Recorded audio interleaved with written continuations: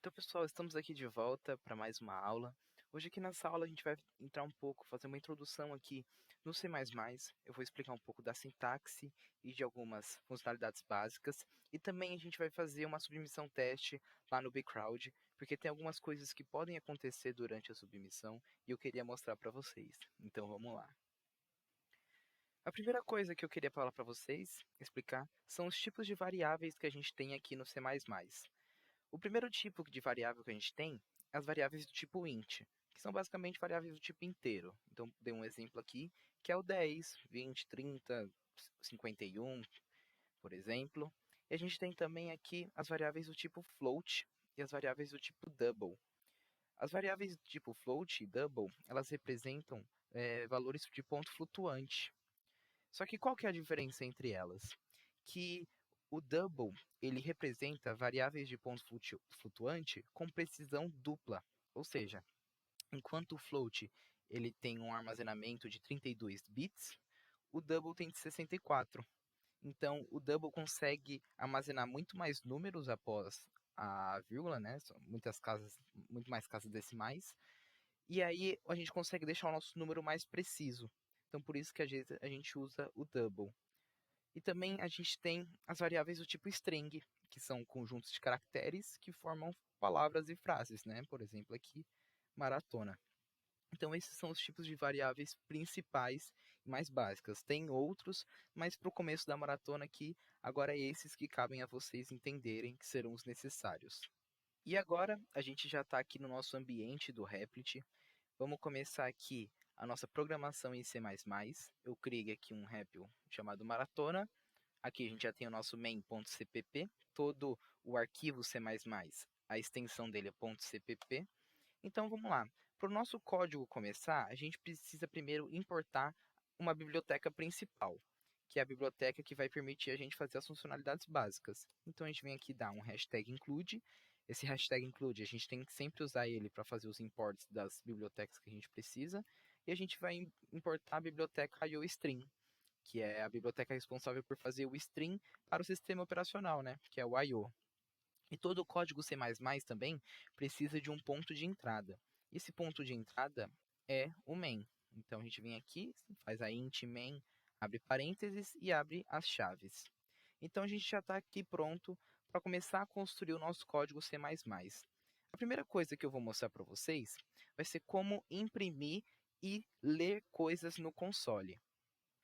Para a gente ler e imprimir coisas no console, a gente consegue fazer de dois jeitos. Eu estou colocando aqui o jeito que a gente consegue fazer dentro do C e dentro do C++. Porque o C++, na verdade, ele é uma derivação do C. Só que é C++, esse mais significa incremento. E é incrementado com o quê? Com orientação objeto, que vocês vão ver um pouco mais para frente. Mas aqui eu vou explicar os dois, porque eu acho legal explicar, que vai ser bem útil aqui em alguns exercícios da maratona. Então, para a gente imprimir no console com o C++, a gente utiliza o Cout. E para ler, o Cin. E a gente pode usar tanto aqui o printf e o scanf. Vamos voltar lá para o Replit que eu vou dar alguns exemplos para vocês. Então, aqui de volta, já estamos aqui no Replit. A gente vai começar aqui imprimindo uma coisa básica, imprimir um Hello World. Então, a gente vem aqui e começa aqui com o Cout. O Cout, a gente tem que usar dois caracteres aqui para começar a escrever, que é dois sinais de menor.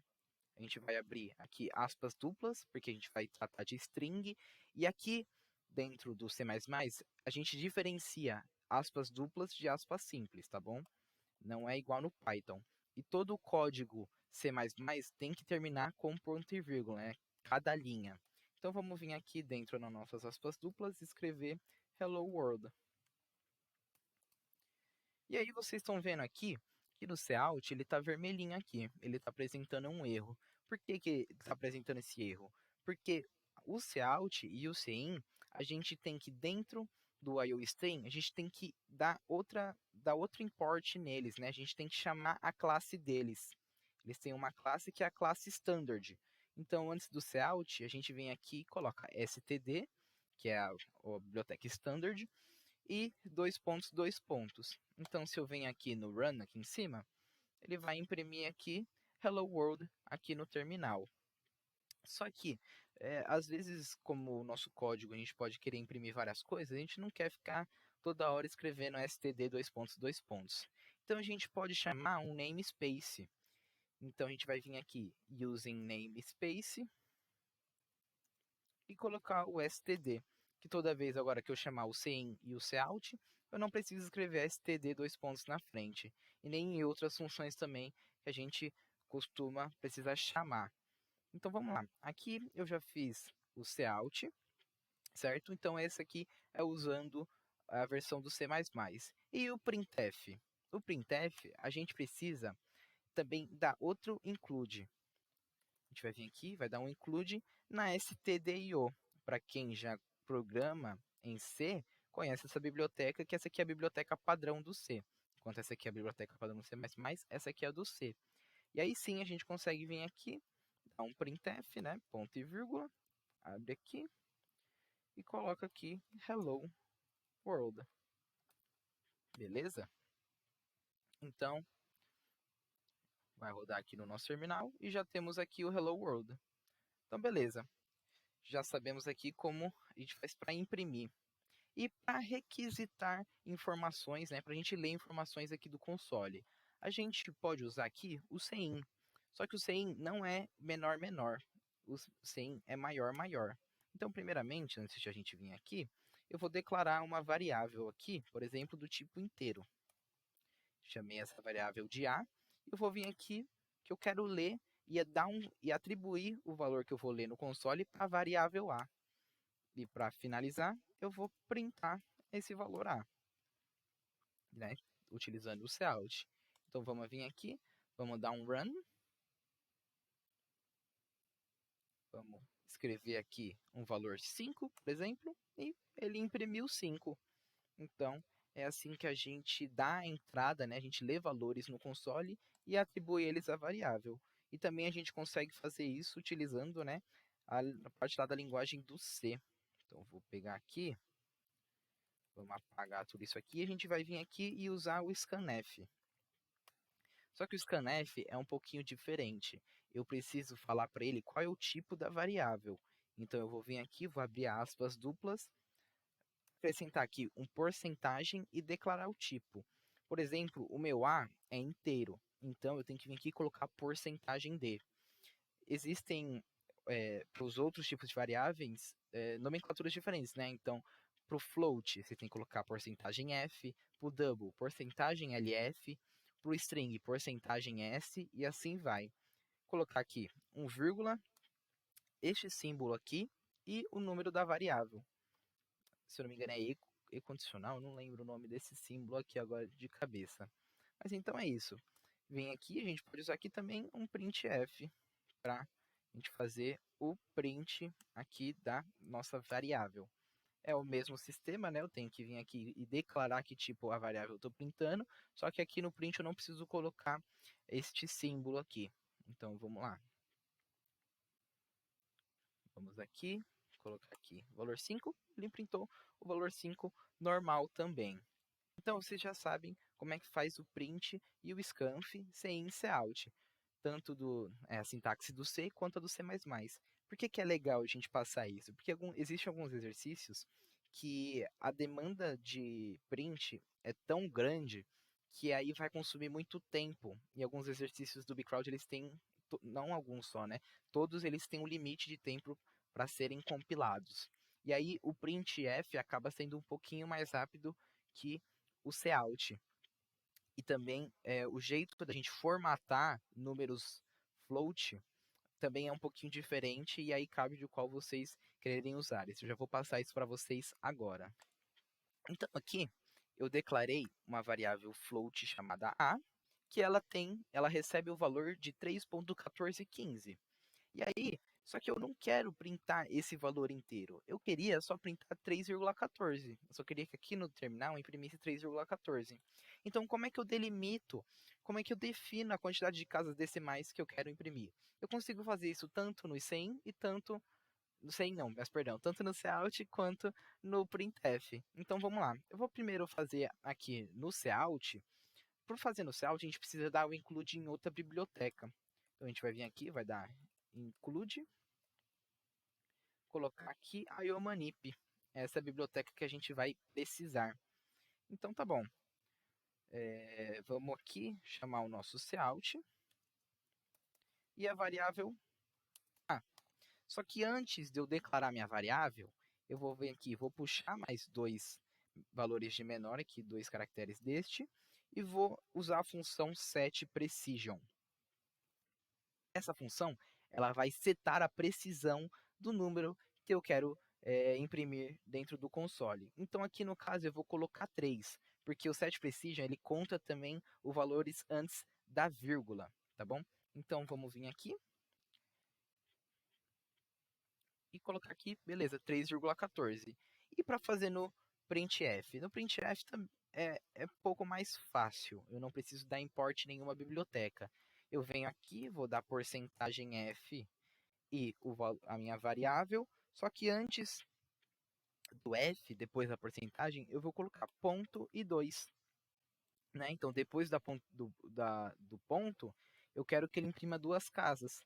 Então, vocês vão ver aqui que ele vai printar 3,14 e 3,14. E por que eles saíram iguais aqui, quer dizer, na mesma linha? Porque eu não dei a quebra de linha. E a quebra de linha é um negócio bastante importante que eu vou passar para vocês agora. Existem dois jeitos de eu fazer a quebra de linha. Um que vale tanto no C, C++ e outro que vale só no C++.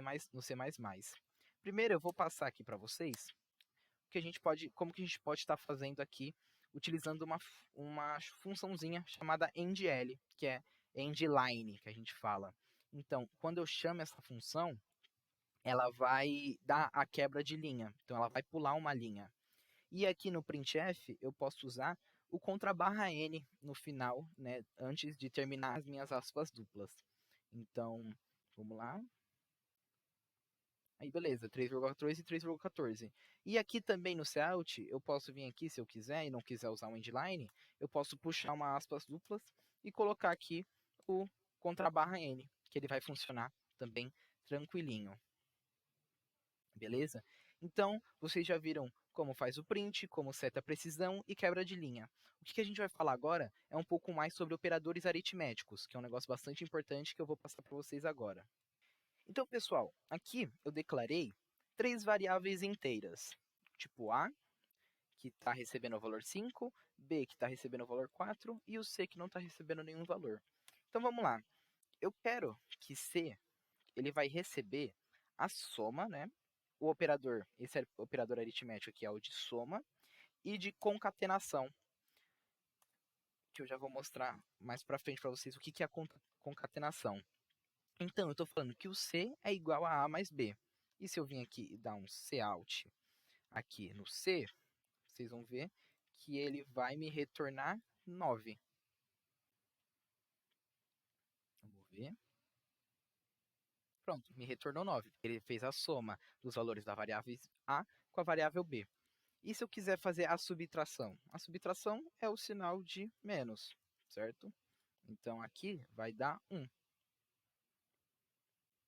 Esperar carregar aqui. Aí, ó, deu 1, certo? E aí, o operador de multiplicação, que é o asterístico. Então, aqui no caso, vai dar 20. Aí, e o de divisão também, que é o traço, ele vai dar aqui no caso um valor, se não me engano, 1. Só que ele está dando 1 porque, como eu atribuí a minha variável C um valor, ele está pegando somente a parte inteira da divisão, não o valor total. Se eu trocar o meu valor de C para float, aí sim ele vai imprimir o valor total. E eu também posso imprimir aqui o resto da divisão, que é a porcentagem B. Então, fazendo lá a divisão entre 5 e 4, o resto da divisão deles vai ser 1, né? Vai ficar esse 1 sobrando de resto.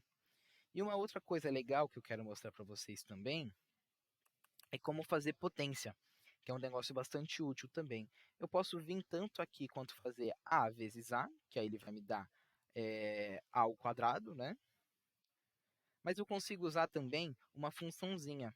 Para isso, eu preciso dar aqui um include na math.h. Beleza, importei aqui a minha math.h. eu vou vir aqui, eu vou falar que poll, chamar essa função poll, vou dar aqui a variável que eu quero elevar e o valor que eu vou elevar. Então, eu quero que a ao quadrado, certo? Então, ele vai me dar aqui 25 também. Se eu quiser fazer a ao cubo, eu venho aqui e troco para 3. Então, aqui vai dar 125, certo? Então, esses são os principais operadores aritméticos e uma funçãozinha aí para você utilizar aqui na primeira lista que a gente vai passar para vocês, que é a de programação básica. Então, pessoal, eu já estou aqui no site do Bcrowd, eu estou aqui no exercício 1001 e eu vou estar resolvendo ele aqui para vocês terem uma ideia de como é que a gente faz a submissão dos exercícios. Aqui a gente tem a parte que tem o nosso enunciado e os exemplos de entrada e de saída. E deste lado aqui é a parte que a gente vai colocar o nosso código. Então, ele quer aqui que a gente lê dois valores inteiros, armazene-os na variável a e b, efetue a soma de a e b atribuindo os seus resultados na variável x, imprima x conforme o exemplo apresentado abaixo, né, esse aqui, e não apresente mensagem alguma além daquilo que você está sendo especificado e não esqueça de imprimir o fim da linha após o resultado, ou seja, fazer a quebra da linha. Então vamos lá. Primeiramente, eu tenho que declarar essas variáveis. Então eu tenho aqui a, b e x. E aí a gente precisa ler também essas variáveis. Então aqui eu vou ler o a, né, utilizando o cin mesmo, e vou ler o b. Beleza. Já temos aqui as variáveis lidas, então eu posso atribuir a mais b, certo? Fazer a operação. E aí a gente vai vir aqui e vai printar eles na tela, né? Vou colocar aqui o cout, menor, menor. A gente vai vir abrir aqui as aspas duplas e vamos escrever aqui, ó, x igual. E aí a gente vai vir aqui utilizar, de novo, menor, menor. E a variável x, certo? Então, se eu vim aqui no meu console, colocar aqui para dar run, e vamos lá, escrever aqui 5 mais 4, ele vai dar x igual a 9. Então, a gente já pode vir aqui pegar o nosso código. Eu aproveitei já aqui já essas bibliotecas aqui, que foram importadas durante a nossa explicação. Vocês têm que conferir aqui se está na linguagem correta, né, C++ 17.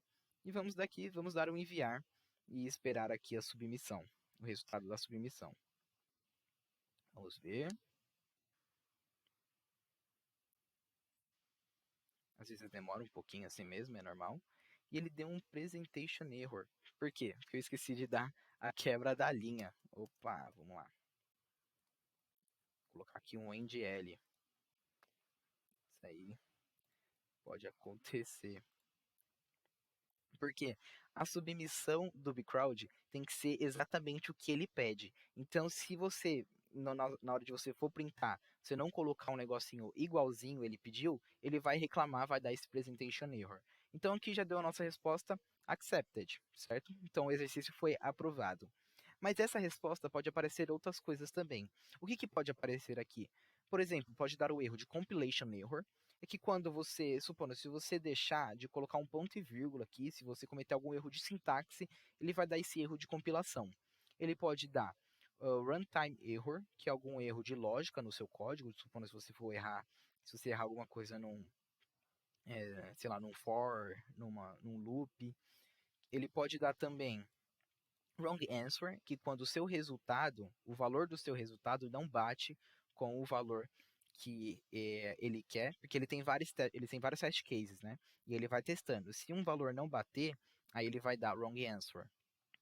Ele tem também o time limit exceeded, que é quando o tempo limite para compilação do exercício ele supera. Por exemplo, se eu voltar aqui no exercício extremamente básico, vocês vão ver aqui em cima que ele tem aqui um base time limit, que é de 1 segundo. Então, se o tempo de compilação exceder 1 segundo, ele vai dar esse erro.